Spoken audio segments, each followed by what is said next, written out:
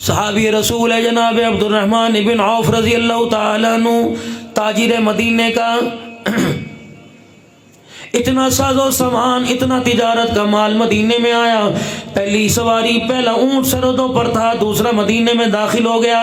اما عائشہ رضی اللہ تعالیٰ عنہ کو پتہ لگا، اللہ اکبر، آج اتنا مال تجارت آ رہا ہے۔ آپ نے فرمایا، سرکار دو عالم صلی اللہ تعالیٰ علیہ وسلم نے سچ فرمایا تھا۔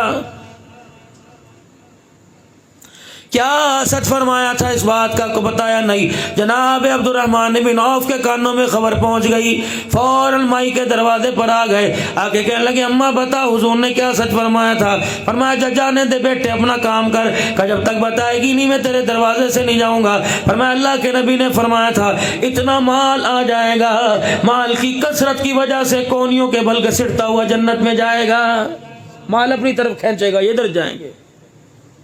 حساب بھی تو ہے کہ نہیں مال کا؟ مسجد نبوی کے اندر غلے کے ڈھیر لگ گئے، اناج کے ڈھیر لگ گئے، سونا چاندی بھی آنا شروع ہو گیا، نئے نئے کپڑے آنے لگ گئے، خوشبوئیں بھی مسجد میں آنے لگ گئی۔ مجال ہے کسی نے ہاتھ لگانا تو دور کی بات ہے یاران مصطفیٰ نے پلٹ کے دیکھا ہو۔ رحمت والے نبی نے فرمایا، اللہ نے تمہارے لیے انعام بھیجا، لیتے کیوں نہیں؟ ایک دوسرے سے چمٹ چمٹ کے رونے لگے، عرض کرنے لگے، یا رسول اللہ، ہاتھ بعد میں لگائیں گے، پہلے یہ تو بتلا دو، اس بات کی تسلی دے دو کہ مالک کائنات نے دنیا کی تکلیفوں کا بدلہ ہم نے دنیا میں تو نہیں دے دیا، ہم نہیں رہتے۔ ہمیں تو اللہ چاہیے، اللہ کا رسول چاہیے، ہمیں دنیا لینے کی ہمیں کیا ضرورت ہے؟ دنیا کو تو ہم نے اس وقت ٹکرا دیا تھا جب ہم نے کلمہ پڑھا۔ دنیا نے ہمیں عورتوں کا لالچ دیا، سونی سونی لڑکیوں کا لالچ دیا، مال و دولت کا لالچ دیا، تخت و تاج سرداری کا لالچ دیا۔ ہم نے اللہ کی قسم تیرا چہرہ دیکھا، دنیا کے مال و متاع پر ہم نے تھوکنا بھی گوارا نہیں کیا ہے۔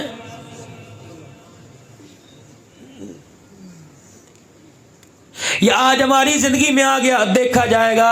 یہ اتنا بڑا مرض ہے، یقین جانو، جب تک کھوکھلا کر کے انسان کو قبر میں نہیں پہنچاتا، یہ مرض آپ کا میرا ساتھ نہیں چھوڑتا ہے۔ بیٹے بیٹی نے پہلی غلطی کی، دیکھا جائے گا، بیوی نے غلطی کر دی، دیکھا جائے گا، میرا خود قدم گناہ کی طرف چل دیا، دیکھا جائے گا۔ یہ دیکھا اللہ اکبر، اتنا میرے پر امیدی کی چادر ڈالتا رہا، اتنی امیدی کے سائبان کستا رہا، دائیں بائیں امیدی کی کناتے لگاتا رہا کہ اللہ اکبر، دیکھا جائے گا، دیکھا جائے گا۔ اس دیکھا جانے نے کبھی مجھے توبہ کی طرف متوجہ ہی نہیں ہونے دیا۔ ایک مرض ہمارے اندر اور آ گیا، ساری دنیا کرتی ہے، میں نے کر دیا تو کیا کرے گا؟ اللہ اکبر، اگر ساری دنیا جہنم میں جائے گی کیا تو ان کے ساتھ جہنم کے اندر جائے گا؟ اللہ اکبر، تجھے تو چاہیے تھا ساری دنیا کرتی، تجھے خدا کے دربار میں رونا چاہیے تھا۔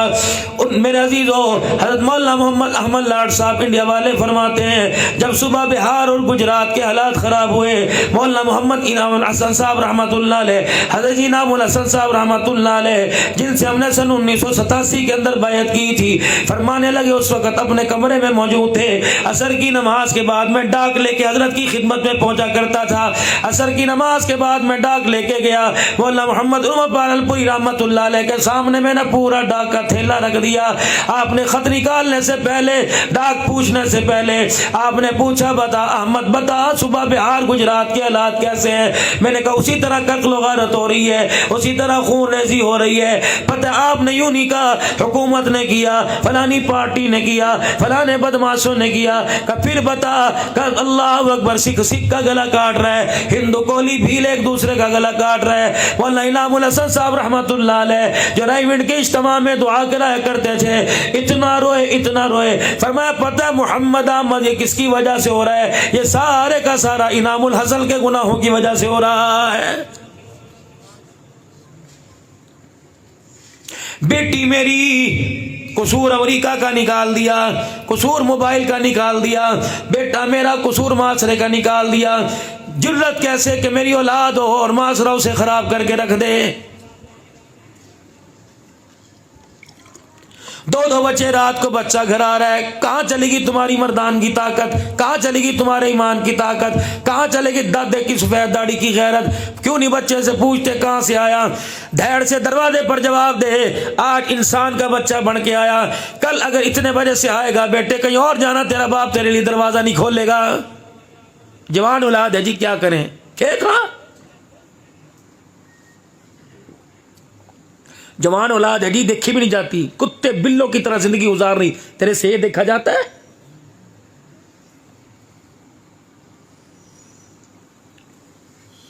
साथ साथ जवान पूत घर के अंदर है, फिर भी बाप गली के अंदर रेडी लगा के नजर आ रहा है, मर ना जाऊं तो मैं और क्या करूं?